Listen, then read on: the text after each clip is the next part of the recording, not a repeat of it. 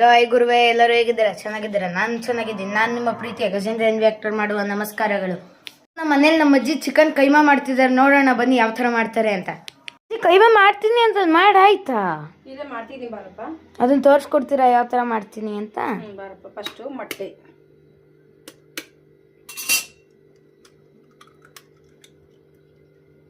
ಇದೇನು ಸಿಟ್ಟು? ಯಾವ ಸಿಟ್ಟು ಇದು ಕಡಲೆ ಹಿಟ್ಟು, ಕಡಲೆ. ಅದರೊಳಗೆ ಮೊಟ್ಟೆ, ಅದರೊಳಗೆ ಸಾಂಬಾರು ಸೊಪ್ಪು, ಸ್ವಲ್ಪ ಪುದೀನ ಸೊಪ್ಪು ಅದರೊಳಗೆ ಹಾಕಬೇಕು. ಆಮೇಲೆ ಸ್ವಲ್ಪ ಈರುಳ್ಳಿ ಹಾಕಬೇಕು. ಆಮೇಲೆ ಸ್ವಲ್ಪ ಶುಂಠಿ ಬೆಳ್ಳುಳ್ಳಿ ಪೇಸ್ಟ್ ಹಾಕಬೇಕು. ಸ್ವಲ್ಪ ಶುಂಠಿ ಬೆಳ್ಳುಳ್ಳಿ ಪೇಸ್ಟು. ಆಮೇಲೆ ರುಚಿಗೆ ತಕ್ಕಷ್ಟು ಉಪ್ಪು.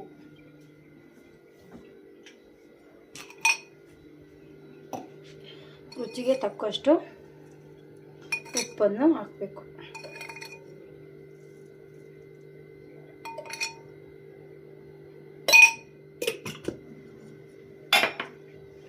ಆಮೇಲೆ ಚಿಕನ್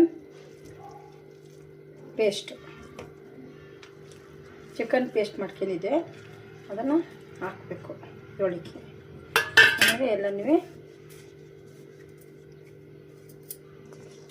ಮಿಕ್ಸ್ ಮಾಡಬೇಕು. ಹೀಗೆ ಅದ ಬರುವವರೆಗೂ ಮಿಕ್ಸ್ ಮಾಡಬೇಕು. ಆಮೇಲೆ ಸ್ವಲ್ಪ ಹಚ್ಚ ಖಾರ ಪುಡಿ ಹಾಕಬೇಕು.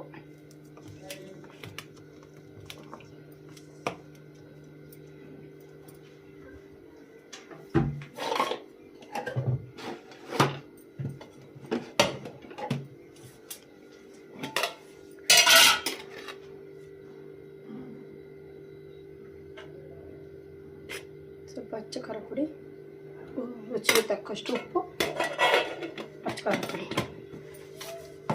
ಹಾಕೊಂಡು ಎಲ್ಲ ನೀಟಾಗಿ ಹೀಗೆ ಕಲಿಸ್ಬೇಕು. ಒಂದೇ ಸಮ ಬರೋವರೆಗೂ ಕಲಿಸ್ತಾ ಇರಬೇಕು. ಒಂದೇ ಸಮ ಬರೋವರೆಗೂ ನೀಟಾಗಿ ಕಲಿಸ್ಬೇಕು. ಹಿಂಗೆ ಕಲಸಿ ನೀಟಾಗಿ ಇಟ್ಟು ಒಂದು 5 ನಿಮಿಷ ಮುಚ್ಚಬೇಕು. 5 ನಿಮಿಷ ಮುಚ್ಚಿದ ಮೇಲೆ ಉಂಡೆ ಮಾಡಿ ಸಾಂಬಾರೊಳಗೆ ಹಾಕಬೇಕು. ಚಿಕನ್ ಸಾಂಬಾರೊಳಗೆ ಹಾಕಬೇಕು. ಸಪ್ರೇಟಾಗಾರ ಮಾಡ್ಬೋದು, ಇಲ್ಲ ಚಿಕನ್ ಸಾಂಬಾರೊಳಗಾರ ಹಾಕ್ಬೋದು. ಟೇಸ್ಟು ತುಂಬ ಚೆನ್ನಾಗಿರುತ್ತೆ. ಮತ್ತು ಎಣ್ಣೆ ಒಳಗೆ ಹಾಕಿ ಹಂಗಾದ್ರೂ ಮಾಡ್ಬೋದು. ಬೇಕಾದರೆ ನಿಮ್ಗೆ ಯಾವುದು ಸುಲಭ ಆಗುತ್ತೆ ಅದನ್ನು ಬೇಕಾದ್ರೆ ನೀವು ಮಾಡ್ಬೋದು. ಈ ಕೈಮಾ ಉಂಡೆ ಇದೆಯಲ್ಲ, ಸಾಂಬಾರೊಳಗಾರ ಹಾಕ್ಬೋದು, ಮತ್ತು ಎಣ್ಣೆ ಒಳಗೆ ಹಾಕಿ ಫ್ರೈ ರೋಸ್ಟಾಗಿ ಮಾಡ್ಕೊಂಡು ಮತ್ತು ಸಾಂಬಾರೊಳಗೆ ಹಾಕ್ಕೊಂಡು ಮಾಡ್ಕೋಬೋದು.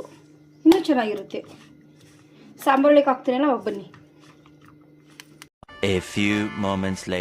ಎಲ್ಲ ಕಲಸಿಟ್ಟಿದ್ನೆಲ್ಲ ಮಿಕ್ಸ್ ಮಾಡಿ ಅದನ್ನ ಇವಾಗ ತಗೊಂಡು ಚಿಕ್ಕ ಉಂಡೆ ಮಾಡಿ ಇಟ್ಕೋಬೇಕು, ಎಣ್ಣೆ ಹಾಕ್ಯಂದು. ಇಲ್ಲಾಂದರೆ ಅದೇನೋ ಅದ ಕಲಸಿಲ್ಲ ಚೆನ್ನಾಗಿ ಅಂದರೆ ರಫ್ ಆಗುತ್ತೆ ಉಂಡೆ. ಇವಾಗ ನೋಡಿ ಈ ಥರ ಸ್ಮೂತಾಗಿ ಸಾಫ್ಟಾಗಿ ಬರುತ್ತೆ.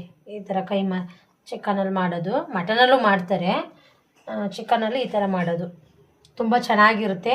ಮತ್ತು ಒಡೆದೋಗಲ್ಲ. ಈ ಥರ ಸ್ವಲ್ಪ ಎಣ್ಣೆನ ಅಥವಾ ಏನಾದ್ರು ತುಪ್ಪನ ಹಾಕೊಂಡು ಮಾಡಿದಾಗ ಒಡೆದೋಗಲ್ಲ ಉಂಡೆಗಳು. ಸಾಂಬಾರ್ಗೆ ಹಾಕ್ದಾಗ ಚೆನ್ನಾಗಿ ಮಳ್ಳಿದ ಮೇಲೆ ಸಾರ್ಲಿಕ್ಕೆ ಉಂಡೆ ಹಾಕಿದರೆ ಮತ್ತು ಬೆಂದ ಮೇಲೆ ತುಂಬ ಸಾಫ್ಟಾಗಿರುತ್ತೆ ಮತ್ತು ತುಂಬ ಚೆನ್ನಾಗಿರುತ್ತೆ ತಿನ್ನೋಕ್ಕೆ, ಟೇಸ್ಟಿಯಾಗಿರುತ್ತೆ. ಒಂದು ಸತಿ ಮಾಡಿ ನೋಡಿ. ಎಣ್ಣೆ ಹಾಕ್ಬಿಟ್ಟು ಶುಂಠಿ ಬೆಳ್ಳುಳ್ಳಿ ಪೇಸ್ಟ್ ಹಾಕಿ ಬ್ರೌನ್ ಕಲರ್ ಆಗಿದೆ ಚಿಕನ್ ಹಾಕ್ತೀವಿ.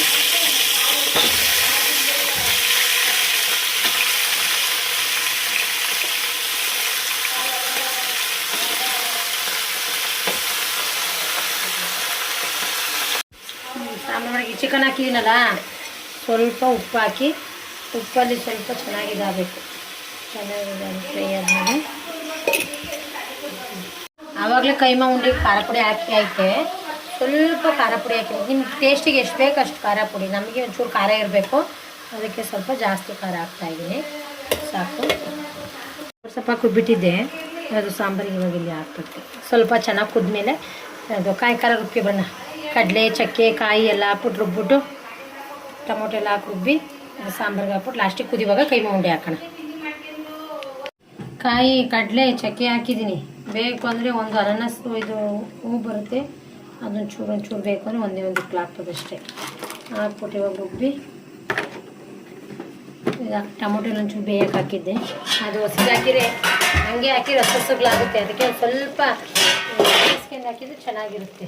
ಅದಕ್ಕೆ ಹಿಂಗೆ ಸ್ವಲ್ಪ ಕಣ್ಣು ಹಾಕ್ಬಿಟ್ಟು ಸಾಂಬಾರ್ಗೆ ಹಾಕೋದು. ಸಾರು ಮಳ್ಳಿದ ಮೇಲೆ ಕೈಮೆ ಉಂಡೆ ಹಾಕಿ ತೋರಿಸ್ತೀನಿ ಅಂತ. ಅವಾಗಲೇ ಹೇಳಿದ್ನೆಲ್ಲ ಖಾರ ರುಬ್ತೇನೆ ಅಂತ ರುಬ್ಬಾಯಿತು. ಸಾಂಬಾರು ಹಾಕ್ತಾಯಿದ್ದೀನಿ. ಸಾಂಬಾರು ನಿಮ್ಗೆ ಎಷ್ಟು ತೆಳು ಬೇಕೋ ಅಷ್ಟು ತೆಳು ಮಾಡ್ಕೊಬೋದು. ಅವಾಗ ಹೇಳ್ದಂಗೆ ಇಲ್ಲಿ ಸಾಂಬಾರು ಮಾಡ್ತಾ ಇದೆ. ಇದರೊಳಗೆ ಒಂದೊಂದೇ ಹಾಕಬೇಕು. ಒಂದ್ರ ಮೇಲೆ ಒಂದು ಹಾಕಿದ್ರೆ ಒಡೆದೋಗುತ್ತೆ. ಸ್ವಲ್ಪ ಒಂದೊಂದು ಚೂರು ಒಂದೊಂದು ಇಂಚ್ ಗ್ಯಾಪ್ ಇಟ್ಟು ಕರೆಕ್ಟಾಗಿ ಹಾಕಿದರೆ ಸರಿಯಾಗುತ್ತೆ. ಈ ಥರ ಹೆಚ್ಚು ಕಡಿಮೆ ನಂದು ಇವಾಗ ಒಂದು ಅರ್ಧ kg ಚಿಕನ್ನಲ್ಲಿ ಅರ್ಧ kg ಚಿಕನ್ ತೊಗೊಂಡು ಕೈಮಾ ಮಾಡ್ತಿರೋದು. ಅದರಲ್ಲಿ ಒಂದು 30 ಉಂಡೆ ಆಗಿದೆ. ನಿಮ್ಗೆ ಎಷ್ಟಪ್ಪ ಬೇಕು ಅಷ್ಟಪ್ಪ ಮಾಡ್ಕೋಬೋದು. ನಾವಿಲ್ಲಿ ಸ್ವಲ್ಪ ದಪ್ಪನೇ ಇರಲಿ ಅದು ಒಂಚೂರು ದಪ್ಪ ಮಾಡಿದ್ದೀವಿ. ನಮ್ಮದೊಂದು ಅರ್ಧ kg ಚಿಕನ್ನಲ್ಲಿ ಒಂದು 30 ಉಂಡೆ ಮಾಡಿದ್ದೀವಿ ನೋಡಿ. ಈ ಥರ ಒಂದ್ರ ಮೇಲೆ ಒಂದು ಉಂಡೆ ಕೂರಬಾರ್ದು, ಕುಂತ್ರೂ ಅದು ಒಡೆದೋಗುತ್ತೆ ಉಂಡೆ. ಇಲ್ಲ ನೀವು ಬೇಕು ಅಂದರೆ ದೊಡ್ಡ ಪಾತ್ರೆಯಲ್ಲಿ ಮಾಡ್ಕೊಬೋದು. ಜಾಸ್ತಿ ಜನ ಇತ್ತು, ಜಾಸ್ತಿ ಮಾಡಬೇಕು ಅನ್ನೋದಿತ್ತು ಅಂದರೆ ಈ ಥರ ಜಾಸ್ತಿ ಮಾಡ್ಬೋದು. ನಮಗೆ ಸಾಕು, ನಮ್ಮಲ್ಲಿ 6 ಜನ ಇದ್ದೀವಿ, ಇದು ಕುಕ್ಕರ್ ಸಾಕು ಅಂತ ಇಷ್ಟು ಈ ಕುಕ್ಕರ್ ಇಟ್ಟಿದ್ದೀವಿ. ಇದನ್ನೆಲ್ಲ ಹಾಕ್ಬಿಟ್ಟು ನೋಡಿ ಈ ಥರ ಚೂರು ಆ ಕಡೆ ಈ ಕಡೆ ಆಗಬಾರ್ದು, ಆದ್ರೂ ಒಡೆದೋಗುತ್ತೆ ಉಂಡೆಗಳು ಒಂದ್ರ ಮೇಲೆ ಒಂದಿದ್ರೂ. ಹಿಂಗೆ ಫುಲ್ ಹಾಕಿದ ತಕ್ಷಣ ಹಿಂಗೆ ಒಳಗಡೆ ಮುಳುಗಬೇಕು ಉಂಡೆಗಳು, ಹಿಂಗೆ ಮೇಲೆ ಕಾಣಬಾರ್ದು. ಇವಾಗ ಸಾರು ಮಾಡುವಾಗ ಅದೇ ಸರಿ ಹೋಗುತ್ತೆ. ಲಾಸ್ಟಿಗೆ ನೋಡಿ ಹಿಂಗೆ ಮಾಡಿದರೆ ಮುಗೀತು. ಇದು ಚೆನ್ನಾಗಿ ಎಲ್ಲ ಮಳ್ಳಿ ಇವಾಗ ಒಂದು ಸ್ವಲ್ಪ ಇವಾಗ ತಿರುಗಬಾರ್ದು, ತಿರುಗಿದ್ರೆ ಏನಾಗುತ್ತೆ ಕಲಸೋಗುತ್ತೆ ಉಂಡೆಗಳು. ಇದು ಹಿಂಗೆ ಮಳ್ಳಿದಾಗ ನಾವು ಕುಕ್ಕರ್ ಮುಚ್ಚಳನ್ನು ಮುಚ್ಚಿ ವಿಷಲ್ ಬರೆಸ್ಬೇಕು. ಒಂದು 2 ವಿಷಲ್ಲು.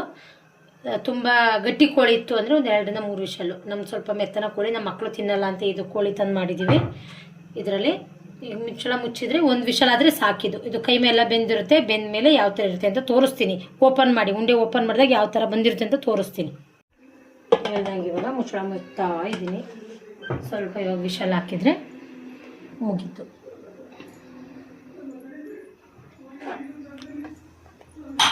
ಅಷ್ಟೇ.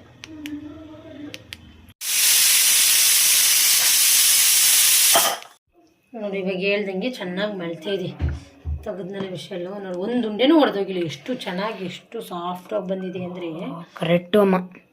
ನಾನು ಹೇಳಿದ್ನಲ್ವಾ ಸ್ವಲ್ಪ ಗಟ್ಟಿ ಕಲಸಿದ್ರೆ ಚೆನ್ನಾಗುತ್ತೆ. ಎಣ್ಣೆ ಕೈ ಮಾಡ್ಕೊಂಡು ಕಲಸಿದ್ರೆ ನೋಡಿ ಒಂದು ಉಂಡೆನೂ ಹೊಡೆದೋಗಿಲ್ಲ. ಅಷ್ಟು ಚೆನ್ನಾಗಿ ಬಂದಿದೆ ಉಂಡೆ.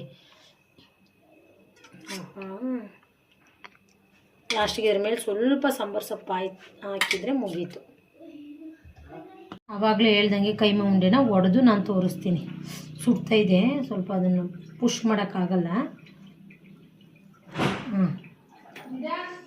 ಎಷ್ಟು ಸಾಫ್ಟಾಗಿ ಬಂದಿದೆ. ಓಪನ್ ಮಾಡಿದ ತಕ್ಷಣ ಹಂಗೆ ಬಾಯಿಗೆ ಇಟ್ಟಿದ್ರೆ ಆಹಾ.